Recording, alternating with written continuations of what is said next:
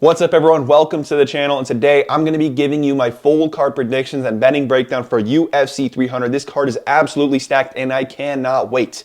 I'm sorry this video didn't come out a little bit earlier. Yesterday, I filmed this video, didn't have my mic plugged in, and I kind of got a little bit mad, and then we kind of had a break-in in my family, so not for the excuses. I need to get better with it. I understand. I'm waiting for my PC to get freaking repaired. It's been a month or two. I don't know what the hell Micro Center is doing, but that doesn't matter. I'm here to give you my full card predictions and betting breakdown on this absolutely stacked card that I am just now processing is actually taking place this Saturday. So let's start out with the first fight of the night, which is Deiveson Figueiredo versus Cody Garbrandt. I'm picking Deiveson Figueiredo, but I'm not very confident. I really understand the Cody Garbrandt side. He's got quick, powerful hands. He's got good takedowns. Figgy can get taken down. His takedown defense isn't extremely stellar, but he's got good scrambles back up to the feet. He's got the submission advantage. The speed advantage isn't going to be as heavily on the Cody Garbrandt side as it has been in the other matchups because Figgy obviously was a flyweight and moving up to bantamweight, he's got pretty quick hands. I don't know who has a speed advantage. I think it's pretty close. I might even lean towards Cody Garbrandt, but I do know that Cody's going to be the more physically dominant guy. He's really strong. And the issue here is his chin. A lot of people will tell you about it, but to be honest with you, I'm going to play the devil's advocate and say, yeah, he's got a bad chin, but he's getting knocked out by pretty powerful guys. TJ Dillashaw after crashing in like an idiot twice. Kattar France when he cut down to 125 pounds and got KO'd by one of the more powerful guys at the flyweight division. And Pedro Munoz, who has some pretty good power, but once again, Cody Garbrandt trading like an idiot. I don't think he's going to trade like an idiot, but also there was that $300,000 bonus that Dana White was talking about, and that could massively change things. And Cody Garbrandt seemed to love that idea, and it seems like he's going to go out there and he's going to make it a little bit wild, and I think if he makes it wild, it's not going to work towards his favor because Deiveson Figueiredo is pretty good at pressuring forward, but then countering as soon as opponents want to, cover distance, want to have their own little initiation of a sequence, if that makes sense. So when Cody Garbrandt kind of goes out there, and if he's rushing something going forward, I think Figgy can find a check, a left hook. My original pick was Deiveson Figueiredo by decision. I thought this was going to be a slower fight where Cody's kind of playing on the outside, really locking in, viewing this as his true test of his career. But ever since that Dana White $300,000 bonus, I saw Cody Garbrandt's eyes light up. I saw him address it, and I think he's going to go for it early, and I think he might pay for it. The reason why I do say this, too, is because the calf kicks from Brian Kelleher were really getting through against Cody Garbrandt. And although his hands look good, although he got the first-round knockout, it's Brian freaking Kelleher. Prior to that, it was Trevin Jones. These aren't great fighters. I've made money off of Cody Garbrandt's last 3 fights. I picked Kattar France over him, and that was one of the bigger bets I've had during my life. I was pretty confident in Kattar France, and he did me right there. Outside of that, we go to Trevin Jones. I bet him against Trevin Jones. I said Trevin Jones is bad. Yeah, Cody Garbrandt has chin problems, and Trevin Jones has a little bit of power, but Trevin Jones hasn't dealt with a striker like Cody Garbrandt. Cody Garbrandt is still good. I don't think he's completely washed. Now, I can't trust him to be in prime form. He's been knocked out 4 times. So that is something interesting to note, but still, he is a very solid striker. He's got some good head movement. He's very quick. He plays pretty well off the back foot. Another fight against Brian Kelleher. I bet him pretty heftily against Brian Kelleher there because it's Brian freaking Kelleher. And although Brian's knocked out a featherweight before, I didn't view his power in his hands as that good, right? I think Cody Garbrandt's chin issue might be a little bit overstated because if you hear the way people talk about him, you would expect him to have the worst chin in the entire UFC, but there's been guys landing shots on him that he eats somewhat clean, like a Rob Font, but I will get to that Rob Font performance where he didn't look that clean.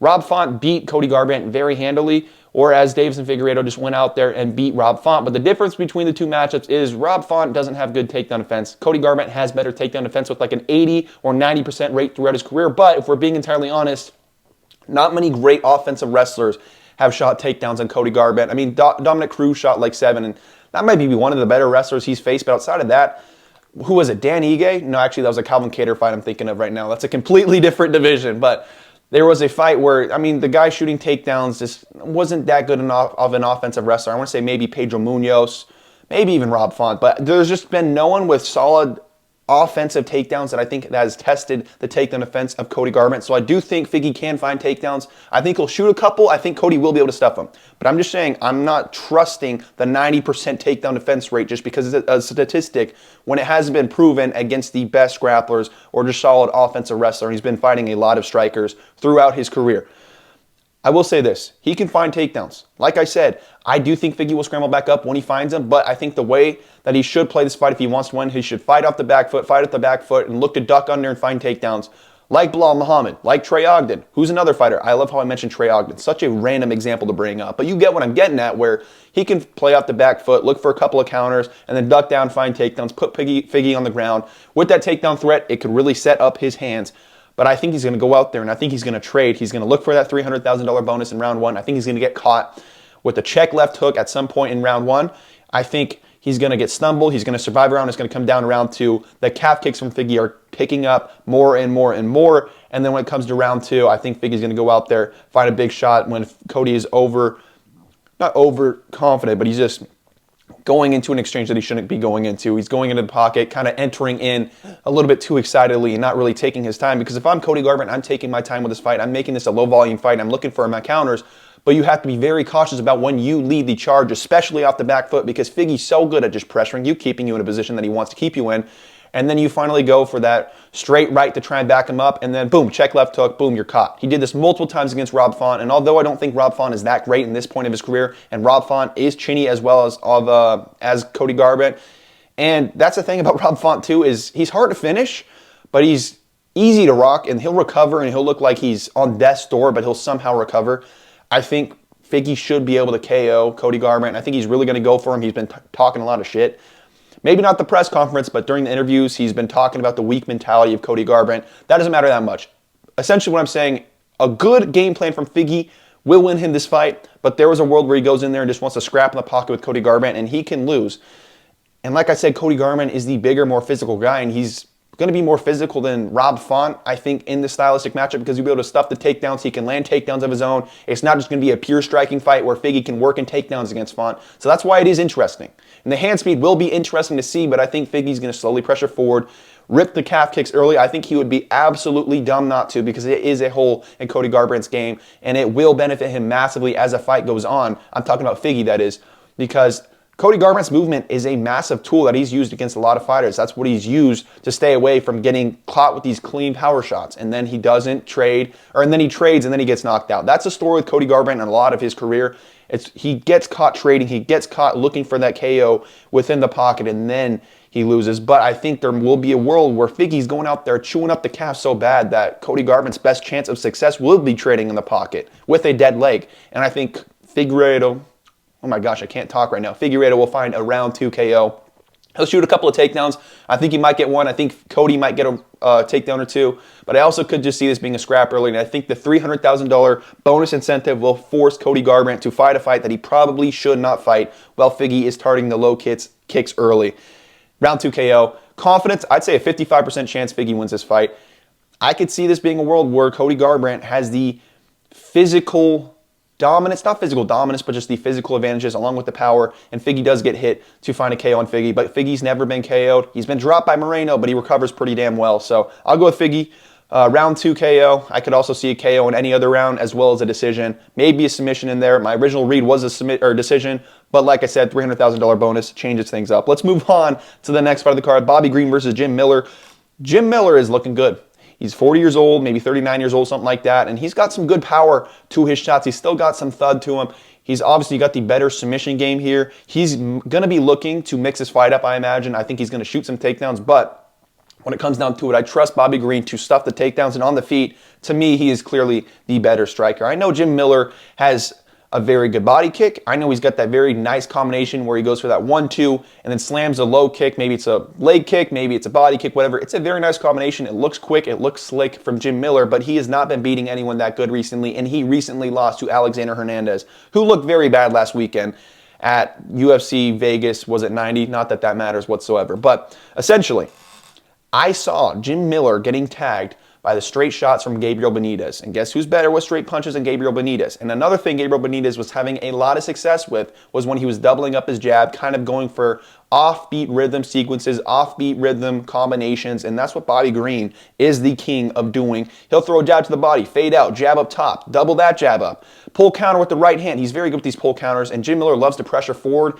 and I think that massively benefits the counter-striking style of Bobby Green, who's got good straight punches, who's got good takedown defense. In a pure striking fight, which I imagine this will be once Bobby Green stuffs the takedowns, he is the better striker. He could be washed because he is coming off that knockout loss to Jalin Turner, and he took a lot of damage. And it was rough to see, but I'm not going to trust him to be washed and to lose to the worst fighter he has lost to in years. He's been competitive with some very high-level fighters like Rafael Fiziev. He does leave fights a little bit too close at times, but I think he's been a little bit better at just being a little bit more active, and he seemed very excited by that $300,000 bonus, and for that reason, I think he might actually push with a lot of volume. This could turn into a very fun fight. Jim Miller has the finishing potential here. He's got good power, seems to have a pretty decent chin. He can get finished, but Green doesn't have the greatest power outside of KOing Grant Dawson, which kind of made no sense whatsoever. But here's what I will say. I think Bobby Green's going to push for the finish, just have a very good performance, 30-27, his offbeat rhythmic timing, his ability to switch stances, and I think as the fight goes later, it will benefit Bobby Green because he'll kind of get down the timing of that one combination Jim Miller has that is really good, which is that 1-2, end it off with a low kick out of the southpaw stance. And the last thing I will mention, I know Jim Miller is a southpaw and so is Jalin Turner, but Jalin Turner is Jalin Turner, and he is not Jim Miller. A fighter that he fought well, that fought out the orthodox stance with a fairly similar frame to Jim Miller was Nasrat Haqparast, and that was one of his better performances recently. I was really impressed by Bobby Green there. He looked like an absolute lockout there. I bet a lot of money on him in that fight, and I am not as confident here. I would be more confident if if Bobby Green wasn't coming off that knockout loss. But if you watch that Nasrat Haqparast fight, I mean, he made Nasrat not look like a very good fighter, and ever since that performance, Nasrat has looked good, beating up on Lenny Quinones, who is a fighter that I think is very, very good, and he beat Jamie Malarkey, who, yes, has had chin issues, but Nasrat went out there and smoked the dude and looked damn good doing it, and there was another fighter he beat as well. But I thought that was a pretty impressive win against the southpaw that you should mention, and like I said, the offbeat timing, the straight punches, the ability to do well under pressure, which Jim Miller will do or bring, Bobby Green should be able to keep this fight on the feet, and he should win this by a unanimous 30-27 decision. But, I mean, it'd be cool to see Jim Miller win on this card. Anyways, let's move on to the next fight of the card, Jessica Andrade versus Marina Rodriguez. In this matchup, I'm going with Marina Rodriguez. She is the better, more technical striker. Both these girls have actually trained together, so I would argue that that's going to massively favor Marina Rodriguez. For the simple reason of, although Jessica Andrade maybe views herself as potentially finding takedowns in this matchup, Marina Rodriguez has fought off better grapplers. She beat Mackenzie Dern very unanimously. She's been taken down by Michelle Waterson Gomez, weathered that storm and knocked her out on the feet. Brutalized her in round one. That was probably women's 10-8. She has good striking. She's pretty powerful. I'm going to pick her by decision. Not extremely confident in this pick because my original read was, well, Amanda Lemos with a fairly similar style to Jessica Andrade, where she'll pressure, get wild at times, knocked out Marina Rodriguez. And although it was an early stoppage, I mean, that could have ended up being a finish. Who knows? I was thinking, well, Jessica Andrade is going to go out there. She's going to pressure Marina Rodriguez, and Marina Rodriguez is not going to do very well with the pressure, potentially gets caught, and we've seen her KO before, but for the most part, she's eating good shots. I rewatched her fight with Yan Xiaonan. There's another fight I rewatched of her as well. She's good at fighting from range. She's the rangier opponent and the more technical striker, and this is one of those scenarios where in the training room, I think she's going to see all that Jessica Andrade has had to offer because there's not much that Jessica Andrade has to offer technically, and I think she will be the one that benefits from the sparring sessions that they had is essentially what I'm trying to say there. But she's the rangier fighter. She's had more impressive performances recently, although she lost to a couple of fighters that I thought she should have ended up beating. But Amanda Lemos, if we're being honest, is much better at fighting at range than Jessica Andrade. Amanda Lemos actually has a very dirty low kick. She's got good power as well. But like I said, she's better at fighting at range and a little bit more well-rounded of a striker. Clearly the more technical striker than Jessica Andrade. I know Andrade submitted Amanda Lemos, but I mean, like I said, I think Amanda Lemos is a much tougher stylistic matchup for Marina Rodriguez because of her ability to fight at range and her ability to close the distance and be dangerous within the pocket and take the fight down to the ground and potentially be a little bit of a bigger submission threat than Jessica Andrade. So I'm going to go with Marina Rodriguez. I'll say by decision, I'll say 29-28, where Jessica Andrade starts out pretty hot, has a good round 1 or 2, but Marina kind of closes the gap as the fight goes on, gets her range down, and potentially finds a KO. I could see a KO on both sides, but I'm going to go with decision by Marina Rodriguez. I know it's a women's MMA fight on UFC 300. We don't like it. I understand it, but for a women's MMA fight, this is a pretty interesting one. And like I said, I just like Marina Rodriguez's performance against Yan Xiaonan. Regardless of who you think won, I think Yan Xiaonan is a very solid fighter who pressured her at times. She ate some pretty good shots from Yan Xiaonan, who has good power, and knocked out Jessica Andrade herself. And Jessica Andrade, like I said, just bad striking defense, was even getting tagged by times by Mackenzie Dern, who we all know is not a very good striker. And I just can't trust that striking defense of Jessica Andrade here, even though she can most definitely get this one done. Let's move on to the next fight of the card, Jalin Turner versus Renato Moicano. In this matchup, I'm going with Jalin Turner. Renato Moicano can take this fight down to the ground. He is the high-level jiu-jitsu, but Jalin Turner, I don't think, is a slouch on the ground. He's having a full training camp for this one. He is a big man, and when it comes down to it, he's powerful. He's going to be tough on the feet for anyone to figure out, and I don't think Renato Moicano's striking defense is that good. It didn't look that good against Drew Dober, and although he's not bad on the feet, and I picked him against Drew Dober for this reason. I said that on the feet, he's going to be tricky enough to be able to find those takedowns, and this could be one of those scenarios. I'm not going to be betting Jalin Turner. I know better than to do that because he doesn't have good cardio. He's not extremely reliable when the fight doesn't go his way, if that makes sense. I don't know if he can be a good nail. I know he can be a hammer when he's going out there dictating the pace on the feet, but what happens when adversity hits him, like Dan Hooker does, like Mateusz Gamrot does? And I know Gamrot controlled him and he landed the bigger shots and arguably won that fight, but when it comes down to it, there's a guy that's better at controlling fighters than Mateusz Gamrot, named Renato Moicano, that he just so happens to be against. But I think that Mateusz Gamrot has better takedown entries than Renato Moicano, is more relentless with his pressure, with his cardio than Renato Moicano, and on top of that, Jalin Turner took that fight on very short notice from what I understand. This is going to be a full fight camp. He's going to be long. He's going to be powerful. Renato Moicano has been knocked out multiple times before, but recently he hasn't really been knocked out. He's shown a pretty durable sight to him recently, so I am nervous about this fight. I'm not going to play it. I guess I'm cheering for Jalin Turner because I like to cheer for my picks, but I'm going to say Jalin Turner. Round 2 KO or a decision. I think round 1 he's going to have a big moment, get a little bit overexcited, and then Renato Moicano is going to find a sequence where he finds some controlled time against Jalin Turner. And when we come to round 2, Jalin Turner is going to be a little bit more cautious, a little bit more patient, and I think from there he's going to find a big shot. And this time he's not going to be overexcited, not going to be overextending once he hurts Renato Moicano, and he is going to actually put him away. I'll say maybe he finds a knee in the clinch after hurting Renato Moicano, and Moicano shoots in on a takedown, separates, and lands a big shot up against the cage. TKO. I can't trust the chin of Renato Moicano to really, not trust him, but to really serve him well against Jalin Turner, who has great power for the lightweight division and is so damn big, dude. This guy has a light heavyweight frame, maybe more of a middleweight frame, but he's got a massive frame.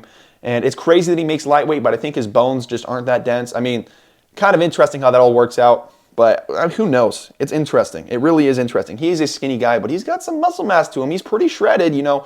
But he's long. He's southpaw. That can bring Renato Moicano issues. I think he is clearly the better, more dangerous striker, and he has shown enough takedown defense for me to want to pick him. He's also a BJJ brown belt, maybe a black belt at this point. I just remember like 2 fights ago, he was a brown belt. And that's like one below a black belt if you don't know. He might be a black belt now. Renato Moicano is a high-level jiu-jitsu black belt. I think he's a 3rd-degree black belt, but I wasn't that impressed by that Drew Dober performance. And Drew Dober kind of threw that fight when he went for that trip, or what did he go? He went for a throw and ended up on bottom and threw that fight away from himself. And even then, that was a very close fight where some people thought Drew Dober won on damage, and I think that is an argument to be made. I like Renato Moicano. He's going to have to find takedowns, and he always has the ability to transition over to the back, which is something to consider. But I think that Jalin Turner's submission game, submission defense, as a BJJ brown or black belt, whatever it might be, I think it's brown belt, should be solid enough to survive any weird exchanges. He doesn't have good cardio, and Renato has the better cardio, but he didn't look like he was in the greatest shape in late round 2, late round 3 against Drew Dober, and he was really having to work hard to avoid the power of Drew Dober, and I think Jalin Turner is a more dangerous striker for him. But maybe, just maybe, since Jalin Turner is a long frame, it's going to be harder for Jalin Turner to find shots on the inside like Drew Dober, who's a stocky guy and arguably has a better frame for takedown defense. We'll see. I think Jalin Turner can get back up to his feet if he is taken down. So Jalin Turner, round 2 KO. Wouldn't bet it. I wouldn't bet it. I think Renato does have a good chance, but I can't pick him here because of the reasons I already named. Let's move on to the next part of the card, which is Sodiq Yusuff versus Diego Lopes. My original thought was Sodiq Yusuff, not super confidently, but I'm kind of flipping my pick here. I'm going with Diego Lopes, and the reason kind of just is simple. I feel like it's his moment. It just makes sense for this guy to win. And although Sodiq Yusuff, I think, is the better striker, I could see him hurting Diego Lopes and Diego Lopes pulling a Charles Oliveira, laying on his back, daring Sodiq Yusuff to enter into his guard. And he is clearly the higher level jiu-jitsu guy. I think he's a black belt, if not a pretty high degree level of a black belt. Chains together submissions very well, which has proven to be a very tough style for a lot of guys to deal with. He fights a lot like Charles Oliveira, not as good striking. He might even be a little bit more hittable, which is concerning.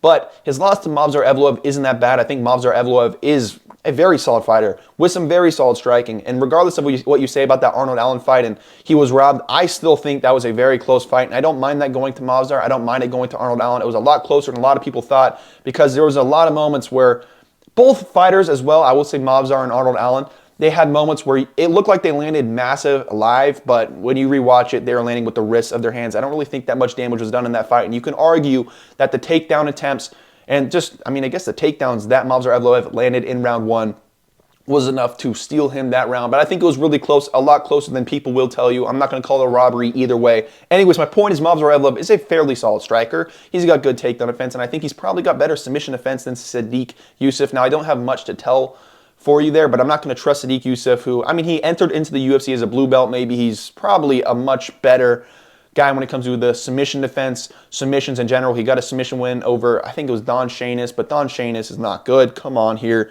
Sodiq was like a minus 800 favorite, and he's not a guy I can really trust at favorite money. I'm going to be honest with you. I don't think Sodiq Yusuff is a dog. And although he's been rocked, so I don't know if that is fair to say, because when he's got rocked, he's recovered pretty well, and maybe it's just his chin that fails him, but I can't trust his chin in this matchup where Diego Lopes is going to be going for it, and I think Sodiq Yusuff is really aiming for that $300,000 bonus, because in his interview, even before we knew about the $300,000 bonus, he was talking about, oh, my fighting style is so fun, I'm going to try to find that bonus even though it's a stacked card, because that question got handed around a lot at media day. I swear, the interviews this week were just trash because they asked the same 5 questions over and over and over again. And I'm trying to watch interviews for insight, see what these fighters view differently. And no, I don't care what Sodiq Yusuff's prediction on Max Holloway versus Justin Gaethje is. Anyways, that doesn't matter. But there was one interesting point from the interview that I took away, and it was that Sodiq Yusuff thinks his fighting style is more fun than it is. Because sure, he's beating kind of the lower level guys pretty fun. He's making those performances fun. But against Arnold Allen, I mean, he was getting hurt.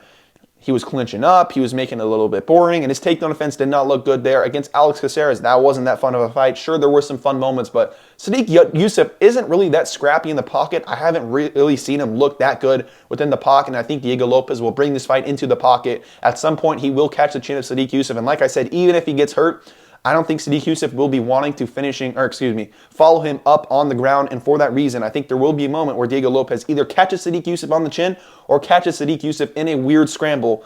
And like I said, that Caceres performance really just was not that impressive to me, and I think there's a certain level of fighter that Sodiq Yusuff doesn't do well against, and I think this is probably that level. Diego Lopes might be right around this level. I think Diego is overrated. Let me make that clear. I don't think he's the next coming of Jesus Christ. He is not the Messiah, but he is fun to watch, and he has a tricky style for a lot of guys. And I think essentially he's going to make this a very scrappy fight. Sodiq's going to be looking for that bonus, and then at some point, Sodiq's going to overextend in a punch within the pocket. Diego's going to duck under, kind of get into the clinch, and then transition over to the back and find a rear naked choke in round 1. I could see a round 2 finish as well. Sodiq has a better cardio. He's been 5 rounds. And what I will mention about the Edson Barboza performance, I picked him there. He got the 10-8 round in round 1, but he did blow out his shoulder. That's concerning for me on the side of Diego Lopes, because maybe Sodiq Yusuff, with a non-injured shoulder, doesn't blow out his shoulder in round 1 while looking for that finishing sequence against Edson Barboza, can go out there and have a very solid performance against Edson Barboza. But something I've noticed about Sodiq Yusuff is I just don't like the way that he manages range at times. I hate the fact that he goes for the leg kick and he's aiming for the rear leg of his opponents, and that puts him right in path to get hit within the pocket. And I think Diego Lopes, with his looping punches, but just, I mean, he looks sloppy on the feet. He did look sloppy against Movsar, which is why I'm not telling you guys to bet this fight, but I'm telling you this feels like Diego Lopes' moment. They put him on UFC 300 because they want him to win. And the last thing I will mention here, probably not the last thing because I like the gap, but against Alex Caceres, there was at least 2 or 3 weird scramble situations that didn't even come from a solid takedown entry from Alex Caceres, where I thought if that's Diego Lopes, he's finding the back, and if he finds the back, I think it's going to be a much different story than Sodiq Yusuff's other fights. And like I said, Sodiq Yusuff, he doesn't have the greatest takedown defense. I have been very unimpressed by it when I was rewatching his fights with Arnold Allen, even with Alex Caceres. There's a couple others as well. I don't think it's horrible, and I don't think Diego Lopes has a good ability to get this fight down to the ground, but I do think with the scrappy, wild style on the feet, he could create a very weird scramble where he ends up finding the back of Sodiq Yusuff. And I think Sodiq Yusuff is going to be looking to get scrappy. You saw in the press conference as well, Sodiq Yusuff was talking about how he was kind of looking for that bonus, how he wanted one for the prelims, whatever. He said some weird thing that probably pissed off Dana White a little bit. But I think he's looking for a finish, and I think he should not be going into Diego Lopes' game. He should not be looking for that finish, because then he'll get scrappy, and he's not really proven within the pocket from what I know. He's got great power, and he can finish Diego Lopes, and he can win within the pocket. And like I said, I think he's the better, more technical striker, and I might even favor him within the pocket. But I think at some point, the grappling will come into play. The grappling threat will be there. And Diego Lopes has been proven to just be wild, make things happen when things are wild. He clipped Movsar Evloev pretty clean a couple of times. I think that's all I'm going to say for this fight. Sodiq's got the better cardio. As the fight goes later, it benefits him. He can win this by KO or decision. And I think Diego Lopes can win this by KO or submission. I don't really see him winning it by decision, but I've seen crazier things. And also, I will say this much. Sodiq Yusuff likes to shoot into the clinch. He likes to shoot takedowns, work and grappling of his own throughout his fights. And I don't think that's going to be a smart thing to do here. I think there truly probably is a real threat from Diego Lopes at any point to pull guard as well. So Diego Lopes will be the pick. Super low confidence as it gets. I'm just flipping my pick because I got a feeling Diego Lopes wins this fight. It feels destined to happen at UFC 300. Round 1 submission. Let's move on to the next fight of the card. Holm versus Kayla Harrison in this matchup. I'm going with Kayla Harrison, but there's no way I'm betting that money line. If you guys know me, I have a moral code where I will never bet a women's MMA fighter of anything above -300 unless it's Zhang Weili versus JJ Aldrich. We'll say that much. I mean, last weekend, the biggest women's MMA favorite, Melissa Dixon, maybe not women's MMA favorite, the biggest favorite on the card was a women's MMA fighter in Melissa Dixon / Melissa Mullins, and she lost to Nora Cornell and looked horrible, horrible doing it. In this matchup, I'm picking Kayla Harrison because she is big. She's on the sauce. She's got good takedowns within the clinch as well, and Holm likes to chill within the clinch. I do think Holm has pretty decent takedown defense, has dealt well with the judo in the past, and is the better striker. So on paper, she's got a very good chance, but she is old. And I do think that Kayla Harrison is going to be stronger. She's going to have more success within the clinch. Find a couple of takedowns. I'll say maybe 3 takedowns here.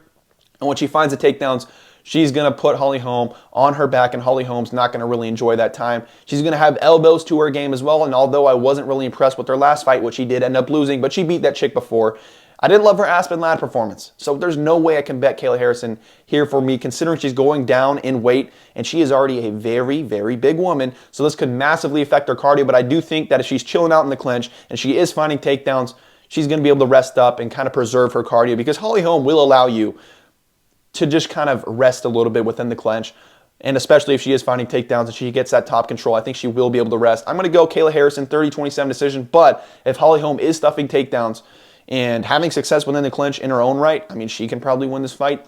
Don't bet it unless you're sprinkling Holm. She actually is pretty decent value, and I might actually sprinkle her if I am feeling her at the time of tomorrow. But when it comes down to it, I'm not going to trust Kayla Harrison. I'm not a big fan of Kayla Harrison. I swear, this girl is really cringe, and I can't understand why she got 20 questions at the UFC press conference. That pissed me the hell off. She's not that fun of a UFC personality, guys. Let's ask someone else a UFC question at the press conference. Let's move on to the next part of the card. Calvin Kattar versus Aljamain Sterling. Originally, I thought Calvin Kattar. He's got good takedown defense. He should be the better striker. He's got good boxing. He's got good power for the featherweight division. And Aljamain Sterling was just knocked out at the bantamweight division. I understand that. But I rewatched Aljamain Sterling versus Pedro Munoz, versus Henry Cejudo, versus Petr Yan, versus Sean O'Malley. And he's not a bad striker, guys. He's not horrible. I know Sean O'Malley knocked him out cold, but Sean O'Malley is arguably the best striker, if not most definitely one of the top strikers within the UFC. And Sean O'Malley has great footwork. Calvin Kattar, he's got decent footwork, but he's not going to draw out the same reactions from Aljamain Sterling. He doesn't have the same feinting game. He's not as quick as Sean O'Malley. And I would argue that in that matchup against Aljamain Sterling, Sean O'Malley might have better power than Calvin Kattar has because of how much weight that Aljamain Sterling was draining down to the 135-pound division. I'm not very confident on Aljamain Sterling. Let me make that clear, because I sound like I'm pretty confident on the Aljamain Sterling side with all these factors that I am mentioning. But it's a very simple path to victory for Calvin Kattar. Stuff the takedowns. Don't allow him to transition over to your back, and you will win this fight on the feet. But also, I do think that on the feet, Aljamain Sterling has a tough style for Calvin Kattar. I think his cardio is going to be better at 145 as well. Aljamain Sterling says he looks or feels good. He looks good from his photos. He looked a little bit bulked up as well. And I'm not talking about a Holloway bulk up. Like, he actually looked like he put on some muscle mass. Credit to him. I like the fact that he's not draining down. He's a very, very big 135er, and I think he's a solid size at 145. Calvin Kattar will be taller, but I think that Aljamain Sterling still will be strong. Will he have a strength advantage? I don't think so. I don't think so, but I think he will have a speed advantage that he's not really used to. And I think his striking style will massively benefit with a speed advantage because he fights well out of both stances. He's got good kicks. He's very unorthodox. And Calvin Kattar is just a good old-fashioned boxer. He's kind of one-dimensional. If he can't take the fight down to the ground, and in this matchup, he should be a one-dimensional striker with just a boxing. I think Aljamain Sterling is going to be tagging him up with kicks out of both stances. He's going to be moving around, making it hard for Calvin Kattar to find him. And I think Calvin Kattar is going to have a little bit of trouble finding his rhythm in there because of the long layoff, because of his injury. And we have seen with the smaller weight classes that those are the fighters that kind of have a much harder time settling into the rhythm because it's a much quicker division, if that makes sense. When it comes to the bigger divisions, like let's talk about Aleksandar Rakic, Jiri Prochazka. I'll briefly bring this up because I am breaking down this fight, but I think Rakic could probably warm into his fight a little bit better than Calvin Kattar because Rakic is at a slower division with more time to make reads. And also, he can fight takedowns of his own. Anyways, Calvin Kattar versus Aljamain Sterling. Retracing to that, Calvin Kattar's coming off a leg injury. I don't think it's good that he's coming off a long layoff against a grappler, because when you're coming off against a grappler, grapplers have the ability to kind of screw up your rhythm. I think Aljo's going to be touching him up, volume, switching both stances, unorthodox, circling, just working really hard, shooting takedowns and screwing up the rhythm of Calvin Kattar, winning the first 2 rounds. And I think round 3, Calvin Kattar is going to stuff a couple of takedowns, do enough damage to hurt Aljamain Sterling, kind of stagger him a little bit, stuff a couple more takedowns. Aljo's going to chill in the clinch. Kattar's going to separate, and he's going to have a strong round 3. I think he's going to find his rhythm, find his timing by the end of this fight, but I think that Aljamain Sterling early is going to be unorthodox, weird to figure out. He's going to push a good pace. His cardio might be better than ever. He's now fighting in a 3-rounder.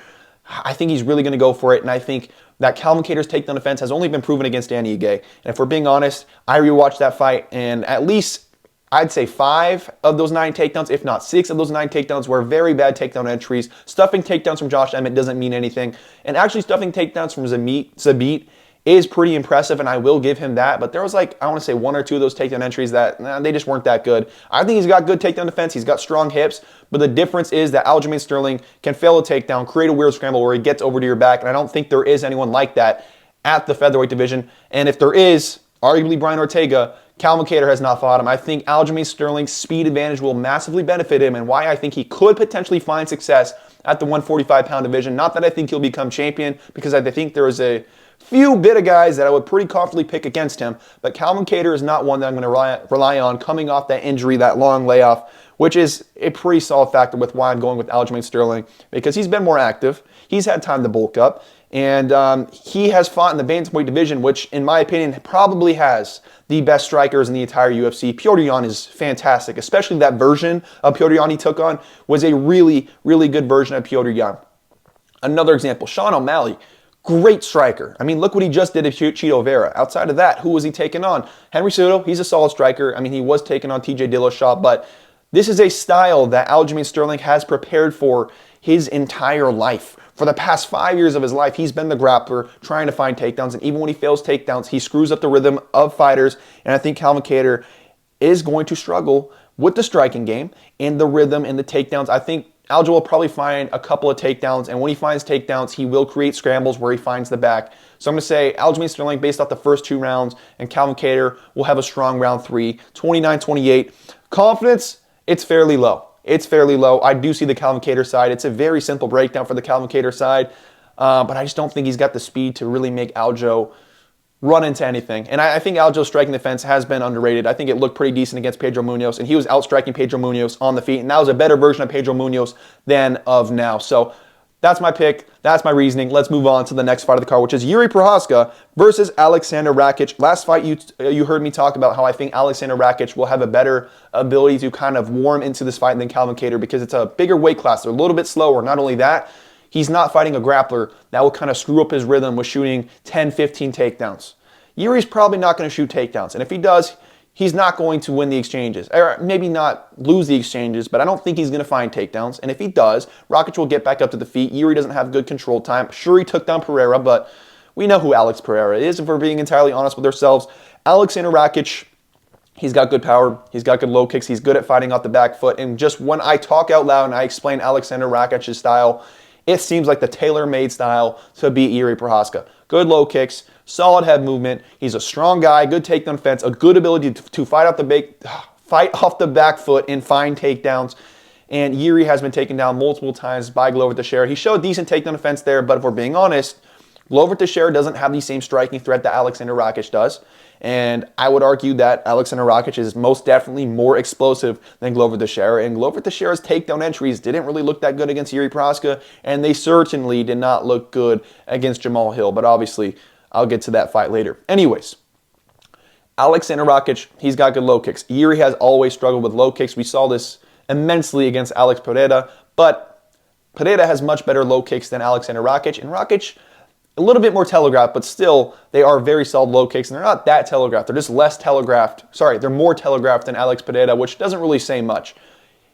I think where Aleksandar Rakic has struggled in the past has been with low kicks from Moicano, has been with low kicks from Jamahal, and Jiri doesn't go for the low kicks. He can make this wild, and we saw Devin Clark tag Aleksandar Rakic, which makes me so concerned about this matchup on the Aleksandar Rakic side, and I like being concerned because I am a big Jiri Prochazka fan. If I'm being honest, he probably is my favorite fighter at the moment. I just love how autistic, fun, powerful the guy is. He's got such a fun fighting style, and he's just so autistic. I love it. But outside of that, I mean, it's him and Alex Pereira for me.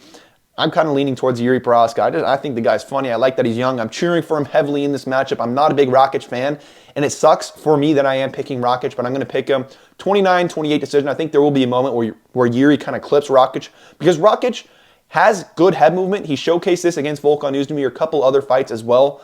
But, I mean, he's gotten hit. He's gotten tagged very badly by Devin Clark up against the cage where Jiri Prochazka has found some KOs.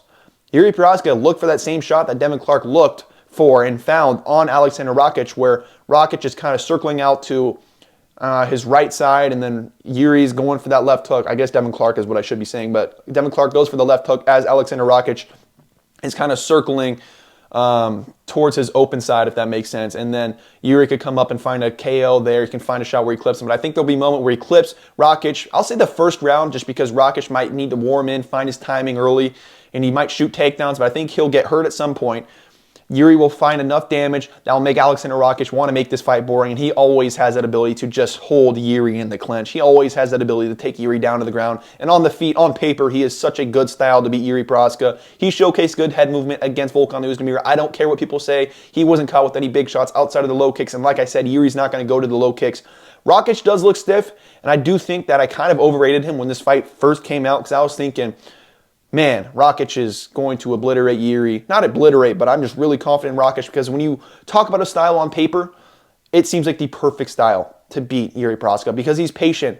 And the first time Jiri Prochazka fought a patient striker in his career in Alex Pereira, Pereira knocked him out in the second round. And I predicted that fight damn near perfectly. I say late round 2 KO. I was calling that from a mile away because I'm a big fan of both those guys. I had a pretty good read on that fight. In this fight, I can't pick Jiri. I don't want to pick Rakic by KO because I think he's going to make it boring. We saw him clinch Anthony Smith for like 10 minutes, something like that. I think it was 12 minutes. I actually looked at the stats before doing this breakdown, but he will clinch if he doesn't like what he's seeing. He will shoot takedowns if he doesn't like what he's seeing. And I think he will find takedowns. Jiri will get back up to the feet, and then he'll clinch a little bit, land something within the clinch, and then just stay very defensively sound, be a little bit passive in this fight. But if he looks for that $300,000 bonus, he's going to get slept because in a dogfight, we all know who wins. We all know who wins. And like I said, he's been clipped with big shots by Devin Clark. Against Jamahal, he was getting clipped with big shots.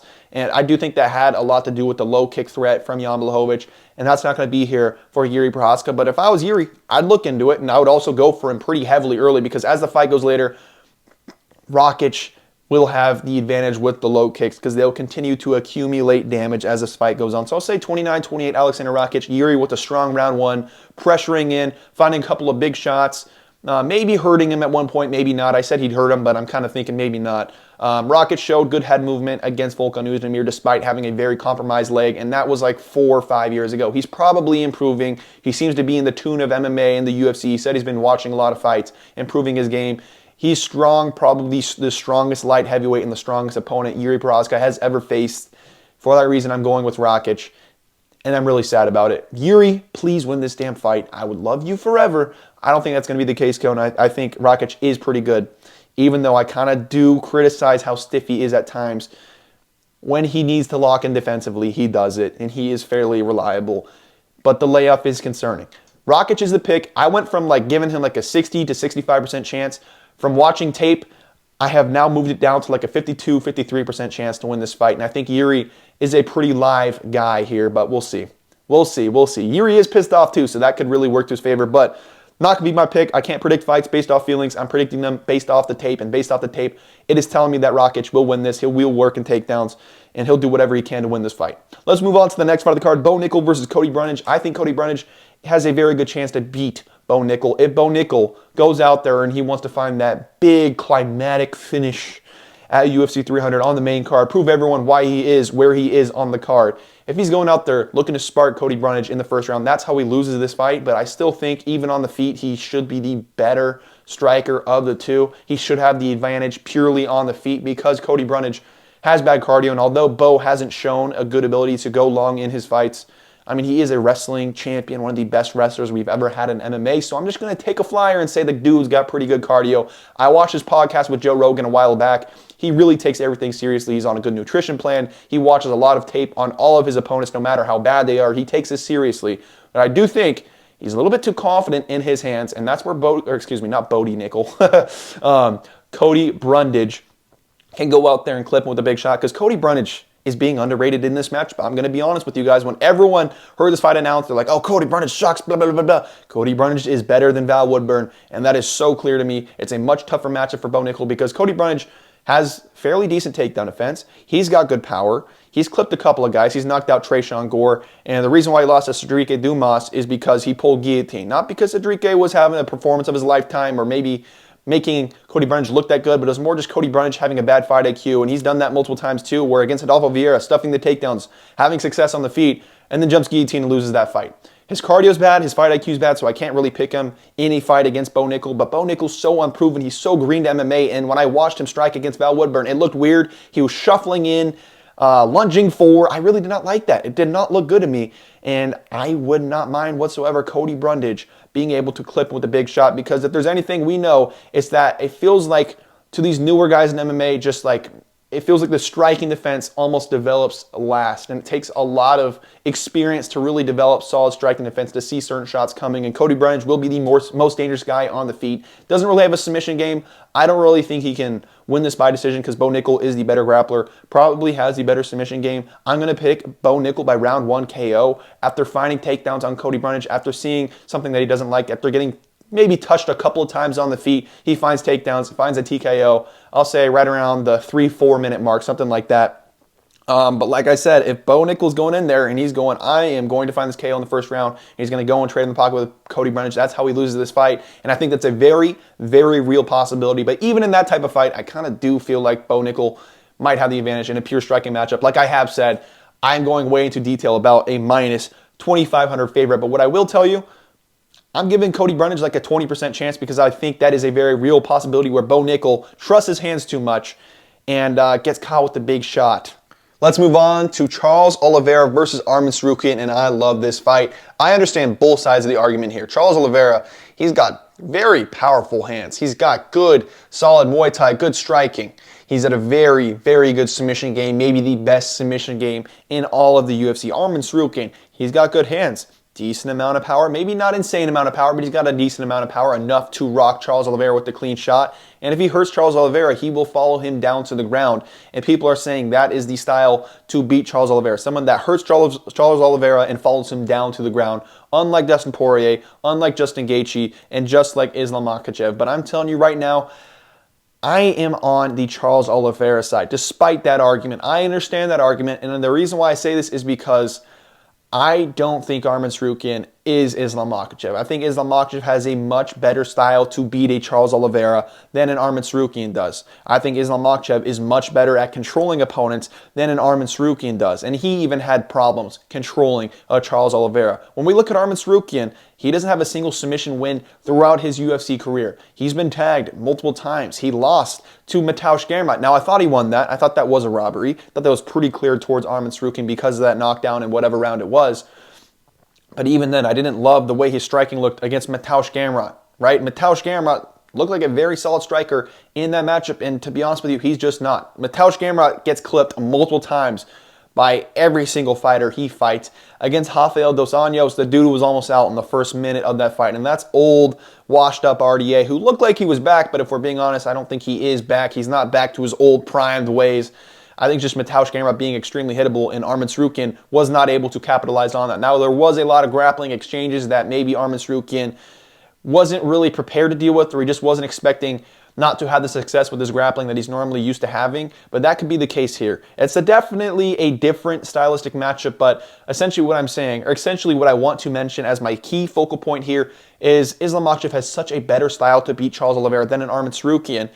And that's what makes him so good too, Islam Makhachev, is the fact that he can fight so well off the back foot, and why I think he will defend the lightweight belt for a long period of time is because he's got good counters off the back foot, he can find takedowns off the back foot, and he is strong as hell. And Arman Tsarukyan is strong, but Charles Oliveira has a clear size advantage. He's going to be strong. Strength is probably going to be around the same level. Like Arman Tsarukyan is probably on the sauce. Like he's definitely a strong guy. I don't want to take that away from him, but Charles Oliveira is a big, long, rangy guy.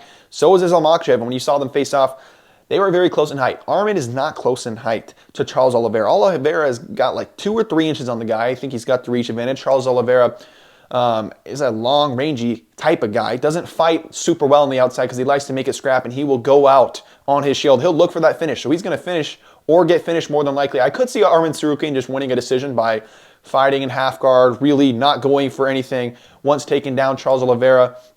Almost kind of like Charles Jourdain versus that one Gracie guy, Krongate Gracie. I don't think it's going to look exactly like that, but I'm saying Arman Tsarukyan can win this fight if he goes for that. I don't think he's going to go for that, and even if that does happen, I think the ref will probably separate it at times. The reason why, okay, so sorry. I'm going to backtrack. Charles Oliveira loves to pressure. I think he'll be able to pressure in this matchup. We've seen Arman Tsarukyan get pressured multiple times throughout his career. He got pressured at the beginning against Beneil Dariush. There was other fights as well where he was getting pressured. Mataush even pressured him at times. He's been clipped within the pocket. I mean, Joaquim Silva caught him with the left hook within the pocket, and Charles Oliveira landed a clean left hook against Michael Chandler, and that has been a pretty good strike for him throughout his career. And that's a shot that I think will land, and I think that's going to start the finishing sequence for Charles Oliveira. The funny part about this fight is one side is going to look like a genius, and the other side is going to look stupid. And I really understand both sides. Someone's going to make them look like the next coming of the Messiah. They will, just based off of how dominant this performance more than likely will be. Arman Tsarukyan will either look fantastic, and there will be a lot of people picking him against Islam Makhachev, or Charles Oliveira is going to run through Arman Tsarukyan. Everyone's going to call Arman Tsarukyan a fraud, or Charles Oliveira just that good. But my whole argument here is Arman Tsarukyan is not Islam Makhachev. Makhachev, I think, is the better striker. He has the better submission game, a better ability to hold people down, and is probably slightly better when it comes to the wrestling. He got the better of the wrestling when those two fought a while ago. Arman Tsarukyan is not a bad striker, but he likes to pressure forward, whereas Islam Makhachev can fight in both. He'll pressure forward. He's got good kicks, good body kicks. He's got better calf kicks than Arman Tsarukyan. Tsarukyan's got a good head kick, but he doesn't set it up that well. I don't think Arman Tsarukyan sets up his hands that well either. I think he lunges forward, and he just throws combinations. With his hands, he doesn't set up much. With his kicks, he's got that good body kick that sets up his head kick, and the head kick sets up the body kick, obviously. So I do like his kicking game, but even then, like, he'll go from doing well on the outside to rushing in within the pocket, to getting caught within the pocket, to just going into range where he should not be against Mataush Garbrandt, against Joaquim Silva. And I'm not just going to look over that Joaquim Silva fight because he took it on short notice. He had a full camp. Joaquim Silva did not. And he was preparing for Renato Moicano, which is a guy with good striking and a solid submission game, kind of like a Joaquim Silva. And Renato has decent takedown defense. A fairly decently similar stylistic matchup to Renato Moicano, right?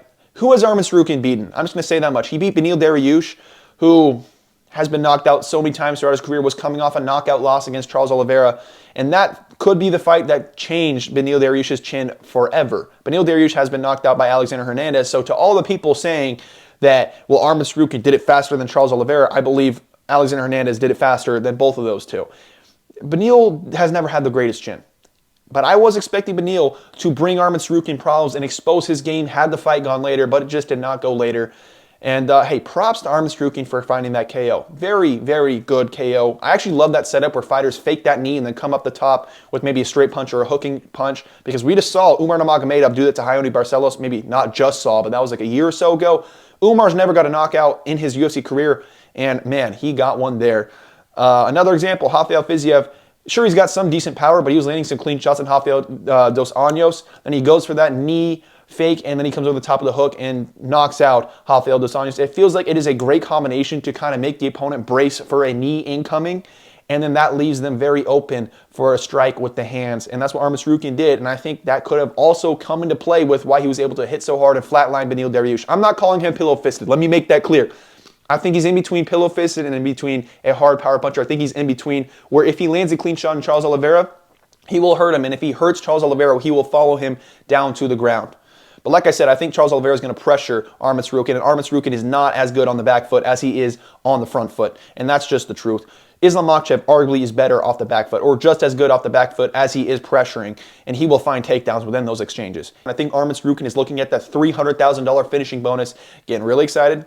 His dick might get a little bit hard over that. He might get a little bit too excited, and he might get clipped with a very big shot. Another thing I want to mention, with the grappling of Arman Tsarukyan versus Charles Oliveira, Arman Tsarukyan, I think, will have his arms tied up when he is on top. I don't think he's going to be landing big, nasty shots on Charles Oliveira the way he landed on Joel Alvarez. But even then, let's revisit that fight. Let's actually talk about that fight, because a lot of people seem to remember it a little bit differently than me, because Joel Alvarez, in my opinion, was doing a great job of tying up the hands of Arman Tsarukyan. Very good job. There was like 3 or 4 elbows that came through, and then I would say like maybe the 4th or 5th one that actually landed clean just split open the nose of Oliveira, my bad, Joel Alvarez, to the point where it was one of the worst cuts I've seen in a while. We saw cartilage in his nose, nasty, but blood was dripping in his eyes, basically blinding him, because he's a fighter that fights off his back, and if you're blind off your back, you're not going to be able to do that much. He's not going to be able to tie up the hands that he'd like to do. But what I was saying here, and the reason why I'm paralleling this to Charles Oliveira, is because Charles Oliveira has a great ability to do this, if not a better ability to do this than Joel Alvarez. He's got a better submission game than Joel Alvarez, a better ability to tie up the hands than Joel Alvarez, a better takedown defense rate, and just takedown defense in general than Joel Alvarez, better offensive takedowns than Joel Alvarez, and he has much better striking, much more powerful hands. Maybe not, I mean, Joel Alvarez has good power, so I won't take that away from him, but Charles Oliveira might be the hardest hitter at 155. If not, he's up there for one of the hardest hitters for sure. And when he lands clean, I think it's going to be different. And I kind of trust him to survive, because if Arman Tsarukyan hurts Charles Oliveira, he's not going to go for the arm triangle like Islam Makhachev did. He likes to opt for the TKO type of scenarios, because we all know who the better guy is when it comes to the submission game between Arman Tsarukyan and Islam Makhachev is. It's Islam Makhachev. He actually has submission wins within the UFC. He has shown some good grappling sequences, some higher level jiu-jitsu than Arman Tsarukyan. Like Arman Tsarukyan, he's had multiple fights where his opponents are getting back up to the feet way too many times. Matt Frevola got up like 10 times, something like that. I mean, Matt Frevola has good scrambles back up to the feet, and that's where I will give him credit. And you could argue his scrambles back up to the feet might be better than Charles Oliveira's, because he is a wrestler. He kind of understands the grappling side to it a little bit more. But something else I would mention is Grant Dawson was able to hold down Damir Ismagulov for like 12 minutes off of 3 takedowns. Arman Tsarukyan took him down 7 times and got like 9 minutes of control time. I'm just saying there are many fighters that have been able to pop back up from the insane top pressure of Arman Tsarukyan. And I think for that reason, Charles Oliveira will be able to control the hands, find the right time to get back up to the feet like he did against Islam Makhachev, who, for the reasons I mentioned, think is a more dangerous grappling threat in general because of the submission game from Islam Makhachev and just the better jiu-jitsu shown throughout his career, in my opinion.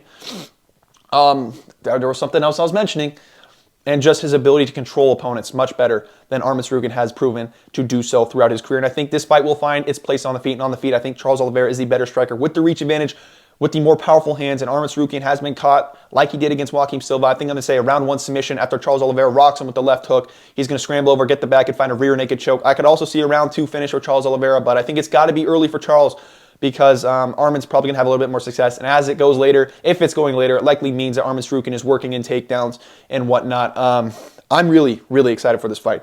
I want to make sure I bring up everything that I want to bring up, because I feel like I'm downplaying Arman Tsarukyan. Like, I genuinely am really low confidence on the Charles Oliveira side, but I have to pick him for the size advantage, for the power advantage, for his ability to tie up hands against grapplers on top. He did this so well against Beneil. He did this so well against Islam Makhachev, and he'll find the time to get back up on the feet. And within the clinch, man, he's got great knees. He's got great knees, and Islam Makhachev is better in the clinch, I think, than Arman Tsarukyan. He's good at landing knees within the clinch, and I think he's got better takedowns within the clinch, although Arman has good takedowns within the clinch as well, and that will always be a threat here. Arman's obviously got the much better wrestling of the two. But Charles Oliveira just went through a whole camp against Islam Makhachev, preparing for a very similar style, and now he's going out there preparing for Arman Tsarukyan, and he went through a whole a whole training camp. Where in the last sparring round of his entire training camp, he got injured, and that's why he had to pull out, and Volkanovski got KO'd, and that does suck. But whatever, it doesn't matter, okay? Arman Tsarukyan, I do think he's just gonna be struggling with a rangier, longer opponent, man. I don't think he's going to have the greatest time with the reach advantage of Charles Oliveira, the speed, the pressure. Charles Oliveira isn't at that disgusting age of 35 where every good fighter seems to fall off. That's something to like too. And look, when it comes down to it, I mean, Charles Oliveira has more experience. I trust that he's tried and true. I love that he chains together submission attempts, and we haven't really seen someone with a very high level guard game be able to test Arman Tsarukyan outside of Joel Alvarez. And like I mentioned, I do think that was a very weird fight where Joel Alvarez has had his nose split open, and I'm not expecting the first of 5 elbows from Arman Tsarukyan to split open Charles Oliveira and make it impossible for Charles Oliveira to see off of his back. Because once that elbow landed, that's when gosh, I keep switching names. That's when Arman Tsarukyan started beating Joel Alvarez's ass. So I'm going with Charles Oliveira. I think he's more dangerous on the feet. I think Arman Tsarukyan lunges forward with his hands. When it comes to his hands, he gets into boxing range, and I don't think his striking defense is that good. His chin is hittable. I think hooks are going to be a problem for him throughout his career. Potentially, I think the hook will be here for Charles Oliveira, if not the straight punches, if not the knees within the clinch. Charles has too many tools, and he does game plan for his fights. Arman Tsarukyan still has very good striking, and if he does hurt Charles Oliveira, and Charles Oliveira gets hurt in a lot of fights, he will follow him up to the ground. That could be very bad business. But I do think that if Charles Oliveira does get hurt, he'll have a better ability to survive because Arman Tsarukyan is going to opt for the TKO rather than the submission like Islam Makhachev did. I'm going with Charles Oliveira round 1 submission. Let's move on to the next fight of the card, which is also a banger. Justin Gaethje versus Max Holloway. I originally was on the Justin Gaethje side. Now, I wasn't one of these guys saying Justin Gaethje is a lock. Max Holloway gets hit so often. Gaethje's got good power, lightweight division. He's got good low kicks. Low kicks worked for Volkanovski against Max Holloway. Yair had some good low kicks as well. Gaethje's going to cook him. Gaethje's going to knock him out. He's going to flap. No. But I did pick Gaethje originally. I said Gaethje's got like a 60% chance to win that fight, giving Max a 40% chance, obviously, which I thought was a pretty much a better chance than a lot of people were saying. Now, I do have my problems with this fight, the reason with it being, if Gaethje loses, I could see him retiring, and if Max Holloway loses, I mean, he'll be 4-4 in his last 8. That's not a good look, and then he moves down to featherweight. I don't know what you do with Max Holloway if he loses. It'd just be kind of sad to see the aftermath of this fight, but when it comes to the actual fight, I'm really, really excited. Justin Gaethje's got good power, but I kind of overrated his ability to find a finish in this fight just because of that Dustin Poirier performance for Max Holloway way back in the day, because he took Poirier's best shots. And Poirier, you can argue, has better power, if not extremely close levels of power to Justin Gaethje. And Max Holloway was able to survive. And now Max Holloway has massively, massively improved. He's got the better cardio between Gaethje and himself.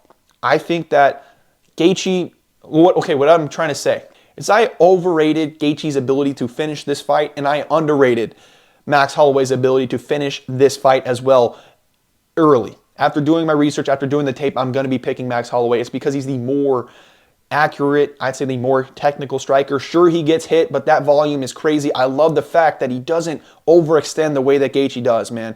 Gaethje will throw a hook. You can see in that Charles Oliveira fight where he throws a hook, overextends, and he is literally on the ground. Basically took himself down from throwing a hook too hard. He really, really loads up. I know he looked good against Fiziev, but I think Fiziev wins that fight had he not gone into the pocket, had he not brawled too much with Justin Gaethje, had he just stuck at range, been technical with it. He was beating him with his technique, beating him at range. And then he goes in there, he brawls a little bit. And even then, he arguably could have won that fight. And the reason why Gaethje won was because Fiziev started to gas. That is just the truth. I'm being completely honest with you. And I still think Fiziev is very good. I know people say he got fraud checked. Now, he proved he was with the top dogs. If he can fix that cardio issue, he is a problem. And I think he has a fairly decent style to beat Islam Makhachev because he can fight technically with some good takedown defense. And he won't go out there like the other top guys of the featherweight, not the featherweight division, the lightweight division, where he's going out there, they're hunting the KO, and Islam Makhachev finds takedowns off the back foot, finds good counters off the back foot. I think Fiziev could be that guy to kickbox at range with him and just beat him in a point fight if he's able to stuff the takedowns. I think Fiziev's got a good style to beat Makhachev. Let me make that clear. But at the same time, he doesn't have great cardio, and that's why he lost to Gaethje. And I think the reason why he lost that fight is because he got a little bit too scrappy. He kind of abandoned his technique a little bit. And even then, like I said, I think Fiziev could win that fight. I do think that the bleeding on the face of Fiziev of round 2 can sway that fight towards Justin Gaethje. Obviously, that is a criteria of MMA. But if you rewatch that fight, originally I scored it for Gaethje. Rewatching it, I think it could go either way, and I'll stand on that. There was like a 4-punch combination that I watched live. I'm like, damn, Gaethje got him with something good. But you can rewatch it. Fiziev's guard is up, and he's blocking a couple of those shots. Very close, very competitive fight. Against Poirier, Gaethje looked good. I picked him there. And now that I kind of think about it, I might go with Poirier in a rematch because I think if that fight goes later, Poirier can win that fight. But I do think between Poirier, Gaethje, and Holloway, Holloway's got the best cardio and the most annoying style to deal with as the fight goes later. And I think he's got the most annoying style for Justin Gaethje. I could see a late TKO for Max Holloway. I'm going to pick him by decision based off of rounds 3, 4, and 5. And I think that Justin Gaethje is going to see that $300,000 performance bonus, and he is going to go after it. I think he's going to look for big shots early. He might abandon his technique at times, overextending, and Max Holloway is going to consistently pressure him, volume, tapping at him. Like, I'm watching combinations with Max Holloway that I just don't see with other people. And I think his striking defense has improved, but a striking combination I'm talking about is where he goes for a rear uppercut, comes up with the lead left hook, but he doesn't overextend on the left hook, so he just pops that jab out there afterwards. Like he goes rear uppercut, left hook, pops the jab out there twice. So 3 straight lead hand punches and then follows up this right straight, and it just looks clean, man. His timing looks good. I love the offbeat timing. I mentioned it for Bobby Green versus Jim Miller. I think it will make a lot of sense here. I don't love Justin Gaethje's rhythm against Tony Ferguson. Sure, there was a lot of output in that fight, but I'm watching where Tony Ferguson's just kind of going for like 1-punch combinations, looking for the big shot, and I'm thinking that's going to be Max Holloway in the later rounds, tapping at Justin Gaethje. If he can make it to the later rounds and he gets one of the first 3 rounds, I think he will win rounds 4 and 5, if not find a finish in rounds 4 and 5. And I just love his volume approach. I love his accuracy. I like the straight punches. I mean, he's a big guy. He's always been a big guy for the featherweight division. Now he's not cutting down in so much weight, so this might be the best cardio we've ever seen from Max Holloway. He said he's been bulking up for like a year, well, maybe 9 months. He doesn't look that much bigger. I mean, I'll be honest on that side of it, so I don't love that, but when it comes down to it, man, Justin Gaethje's low kicks are within the pocket. He is really, really putting everything he has into those low kicks. But Max Holloway can switch stances. I know it's been a problem in the past for him with the low kicks, but the difference between Volk and Gaethje's low kicks is Volk has good rear and front low kicks. Essentially what I'm saying is he can kick off his front and back foot, and that's because he can fight out of both stances. Justin Gaethje's not going to be able to fight out of both stances. And not only that, Volk can throw front low kicks because he leans back when he throws low kicks. He's got very good low kicks because of that. And although Gaethje's more powerful and he's more dangerous, I completely understand that. Volk is much more accurate with it. He's much better at working it in with his hands. And if we're talking about who the more technical striker between Volk and Gaethje is, we all know the answer. It's Alexander Volkanovski by a mile. Volkanovski will go out there. He's got good volume, great cardio of his own, and I thought that's what bring Max Holloway problems. And I think there will be moments where Justin Gaethje's overextending and Max Holloway's going out there with longer, strung-out combinations, getting clipped with some big shots. But I just can't trust Justin Gaethje to do the more damage in 3 rounds because I think Max Holloway is the purer, crisper, more technical striker, to be entirely honest with you guys. It's interesting, though, because the things that Max Holloway has struggled with in the past are things that Justin Gaethje presents, but I just kind of trust Max Holloway to take over as the fight goes later. I kind of trust his striking technique. And the featherweight division has some very good strikers. Like Arnold Allen is a good striker. Sure, he made it a fairly close fight with Max Holloway, and you can argue that it was 3-2 up until round 5 where Arnold Allen got clipped with a very big shot. I actually would argue that myself. But Arnold Allen is a good striker with much better footwork than Justin Gaethje. The footwork from Justin Gaethje isn't that good. I don't care if he looked good against Poirier. I don't care if he looked against Rafael Fiziev. I don't think Max Holloway is going to go on there and trading in the pocket and entertaining this brawl that Michael Chandler did, that Poirier did a little bit, that even Rafael Fiziev did. I think also I trust his durability to make it into the later rounds, and he has just some of the best volume in the entire UFC. I love that he's not caught out of position all that much, although he will get clipped with big shots, and I think he'll get hurt a couple of times early, and he'll lose the first couple of rounds. I think there will be a shift after Gaethje starts extending. Max Holloway is going to find his timing, and I think he's going to win rounds 3, 4, and 5. And I think he can work in takedowns too. He's a BJJ black belt, has a great takedown defense rate, and he has landed some takedowns throughout his career. Maybe not a whole lot, but he used grappling pretty well against Yair Rodriguez. He's got the grappling advantage. If anyone shoots a takedown, it's him. I don't love the fact that he's going to get pressure and off the back foot. He doesn't have beautiful counters, but they're not poor. I think he's been improving. He's only 32 years old, and Justin Gaethje, is he 34 or 35? But I think he's 35, which is the year where everyone's supposed to fall off. Let me double check that because I just don't want to throw out a weird statistic for no reason. Justin Gaethje is 35 years old, so that's the age where everyone seems to fall off, especially in the lightweight division in these lower weight classes. But yeah, I know Max Holloway's taking damage, but he's very good at doing it. He's got a good chin. I trust his chin to hold up, and I think Justin Gaethje is going to struggle with the weird offbeat timing of Max Holloway, with the crazy volume of Max Holloway, and the straight, more accurate punches of Max Holloway. And Dustin Poirier is most definitely a very good boxer, but he doesn't kind of just, not pitter-pat strikes, but he won't just throw like volume the same way that Max Holloway does, if that makes sense.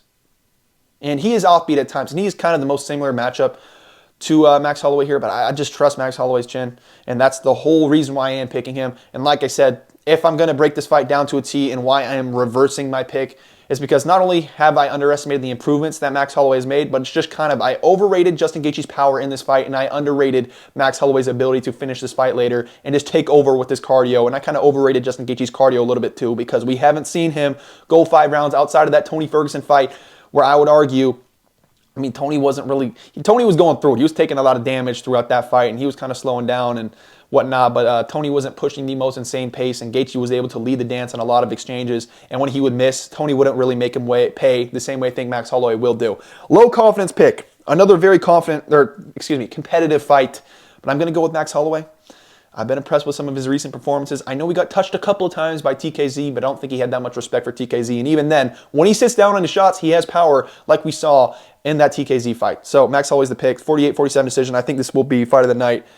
I'm really excited. Let's move on to the next fight of the night, which is Zhang Weili versus Yan Xiaonan. In this matchup, I'm going with Zhang Weili, but I think Yan Xiaonan has a very good style here on the feet to bring Zhang Weili problems. She's pretty decent off the back foot. She's good pull counter. I mean, not pull counters, but just good counter. She's got a good counter straight right. We saw this against Jessica Andrade. She's got some solid power, but at the same time, I mean, she didn't finish Mackenzie Dern, and if you're not finishing Mackenzie Dern, I don't think you're going to finish Zhang Weili, and I think she may even slightly be the better striker, but I think since there's a massive takedown threat for Zhang Weili on the feet, she's going to have the advantage striking on the feet, and she's going to work in takedowns and find them when she wants to. We saw Carla Esparza take down Yan Xiaonan like 3 times, and find some very good control doing so and finish Yan Xiaonan on the ground. I think Zhang Weili could potentially find a TKO on the ground, but I'm going to go by decision because of the respect I have for Yan Xiaonan and her striking game, and I think she has been making improvements. And she is a women's MMA fighter, I think, that is pretty good. And I think she has a better style to beat Zhang Weili than Amanda Lemos because she's better at fighting out the back foot. She's got better footwork. And sometimes these girls, not girls, just fighters in general with good footwork can be harder to find with the takedown entry. So Zhang Weili will be the pick. I'll say 49-46 where Yan Xiaonan has one pretty clear round, maybe stuns Zhang Weili at some point, and I think maybe she has a round that is very close, competitive as well. But this will look like a more competitive fight than the Lemos fight. Her takedown defense isn't great, but she's going to be training it massively for this fight, and she's going to be training her ability to get back up to the feet. And we're going to see Zhang Weili against a tougher striking test than I think Amanda Lemos really was. I'm excited for this fight. I do like Yan Xiaonan, and when I say I'm excited for this fight, I'm not excited to the levels of the other fights on this card, but like for a women's MMA fight, like this is an interesting women's MMA fight, and I kind of hope Yan Xiaonan wins. Maybe I don't. Actually, I like Zhang Weili. What am I saying? Zhang Weili is my favorite women's MMA fighter. Even then, I wouldn't really call myself a fan because I'm not that interested in women's MMA, but this is a fight that is pretty interesting. Like I said, Zhang Weili's style on the feet can play very well into Yan Xiaonan's counters, her ability to circle and find good shots, different angles. But I think the takedown threat will give Zhang Weili an advantage on the feet along with the takedowns that she will be landing. She's just strong. She's probably on EPO. Let's see what happens. 49-46, like I said, confidence, I'll give her like a 70% chance to win this fight. I think Yan Xiaonan does have a very good style to potentially dethrone Zhang Weili. And I know she looks untouchable, but I think Yan Xiaonan is decent. 70% chance on the Zhang Weili side. I wouldn't play the money line at -500.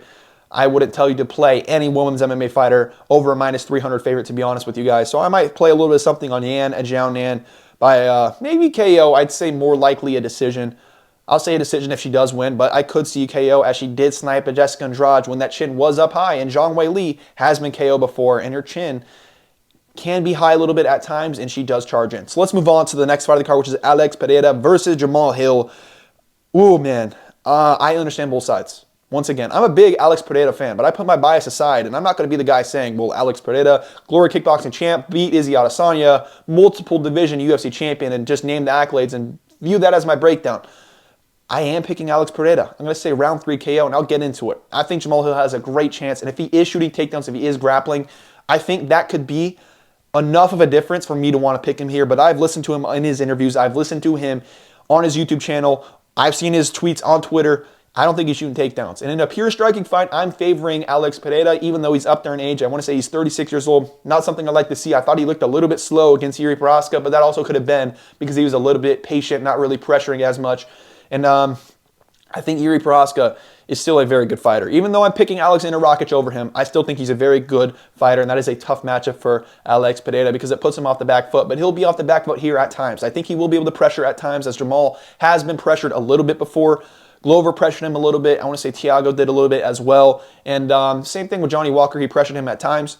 But I think Jamahal will be pressuring for a majority of this fight, but this also could look like the Sean Strickland, Alex Pereira fight where Sean's pressuring forward, but Alex is kind of weirdly floating, slowly moving. Not like, he's not going to move around the same way that like maybe a Sean O'Malley is, where he's going side to side, kind of circling. He might just slowly drift around, circle slowly, like Sean Strickland. It was just a weird kind of way it pressured, but eventually setting up that knockout shot. I think the pressure could look like that, where Jamahal Hill is pressuring in, not getting a lot of distance, just slightly pressuring Pereira, but Pereira slowly circling, slowly landing low kicks, keeping this fight at range. And I still think that the low kicks will bring Jamahal Hill issues. Obviously, the Achilles tear is a big thing to deal with. If you guys have watched sports, I watched basketball. I was a big basketball fan growing up. If you watch Kobe Bryant, he had an Achilles tear, and once he came back, he was never the same. And that's one of the hardest working guys that every NBA player has ever talked about. Kobe Bryant is a legend because of his hard work, and he wasn't able to return to that form. Now, maybe that was partially due to age, but we'll see, man. I don't like the idea that Jamahal Hill is coming off an Achilles tear, potentially coming back a little bit too early for the UFC 300 main event. Towards the prime of his career, I guess that could be good, and maybe he has, you know, the physical tools to rebound and just be at full capacity, but I don't know if that's going to be the case. And something that I do want to mention too is, I mean, the calf kick is there for Alex Pereira. I know he knows that's coming. Jamahal Hill has watched the tape. I understand that. But I want to say, against Thiago Santos and Johnny Walker, they both landed some low kicks very clean. And I think that like 10 to 15 low kicks from a regular fighter is probably the equivalent of like 4, maybe 3 to 5 low kicks from Alex Pereira. He clearly just hits that different with those low kicks, and he doesn't telegraph them.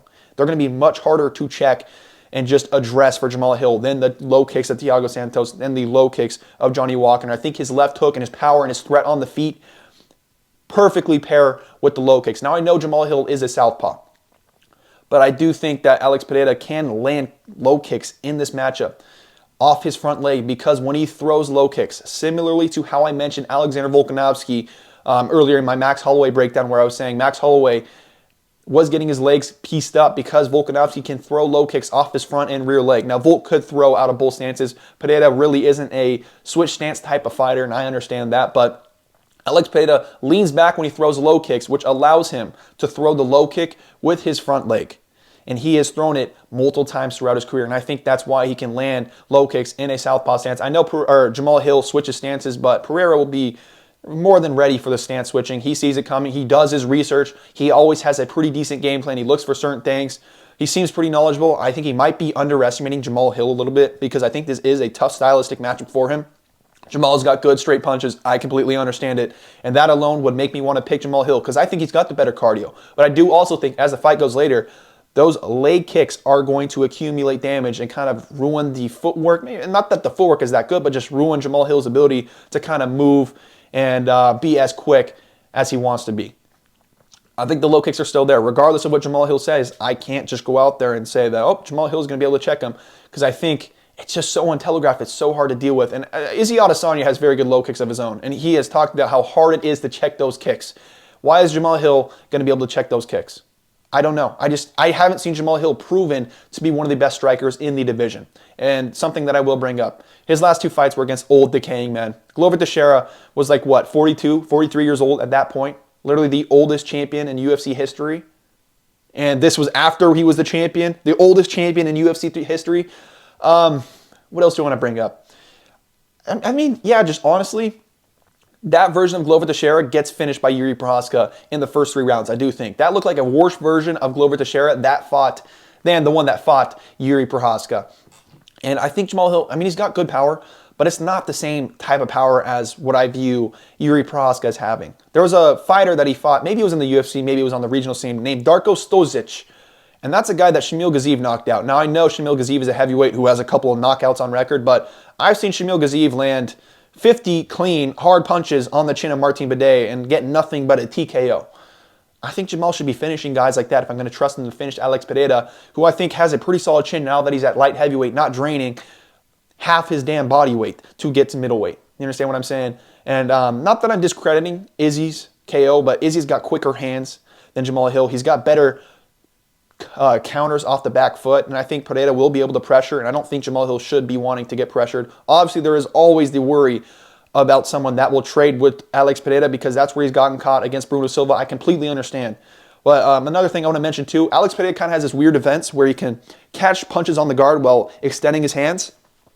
Glover Teixeira was doing this pretty damn well against Jamahal Hill. Now, I know a lot of shots did get through from Jamahal Hill, but Pereira is much better at doing this than Glover Teixeira. And Glover Teixeira did it a couple times very well because Jamahal Hill, when he throws the straight punches, sometimes they're not extremely straight, and they do loop a slight bit, which will allow that weird style of defense from Alex Pereira to kind of take over.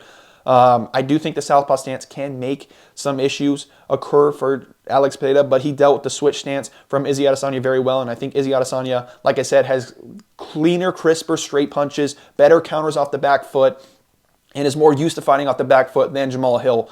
And I still think Alex Pereira will have a size advantage here. Jamahal Hill is fat, and I think that if he cut weight and really was really determined, there's a world where he could make middleweight. He's still got a belly on him. And there's other things to mention too. When Jamahal Hill loads up, it is telegraphed because he cocks his hand back so far back. And although he has the quicker hands, especially with the straight punches, like I said, and that's what could beat Alex Pereira, and that is clearly the issue here and why I want to pick Jamahal Hill. But the other punches, even the straight punches too, are just so loaded up where I've seen Alex Pereira roll with a couple of punches. I think his defense is going to look fairly decent. I think he'll lose the first round, but he'll land a couple of low kicks. I think round 2, Jamahal Hill is going to have some big moments like Yuri Prochazka, but then Alex Pereira is going to land a fairly big shot, and he's going to start working in the low kicks even more. They're actually going to start affecting Jamahal Hill towards the end of round 2, and you could argue that's an Alex Pereira round, and then round 3 is going to come around, and Alex Pereira is going to land a pretty big shot, stun Jamahal Hill, working a couple low kicks, be a little bit more patient, because it seems like he's been patient ever since that Israel Adesanya 2 fight in MMA. And I think eventually he'll find a KO right around mid-round 3 after the leg kicks really start to accumulate damage. I'm sorry, man. I know Jamahal Hill knows the leg kicks are coming, and he'll talk about that, but how many fighters have known the leg kicks are coming and not been able to do a damn thing about them? A lot, man. I'm really excited for this fight. Jamahal Hill, there's something else I want to mention. I mean, he leaves that chin up in the air, and he leads with his head sometimes. He leads with his stomach at times. Like, I'm not even kidding. The way he kind of just puts his chest out there when he's throwing these big power punches, it makes me think he's very open to counters. Pereira has decent counters. It's not the greatest part of his game, but he's got some solid counters. I think he can find something off the back foot, and if not, he will be able to pressure forward a little bit more than he was able to in that Yuri Prochazka fight.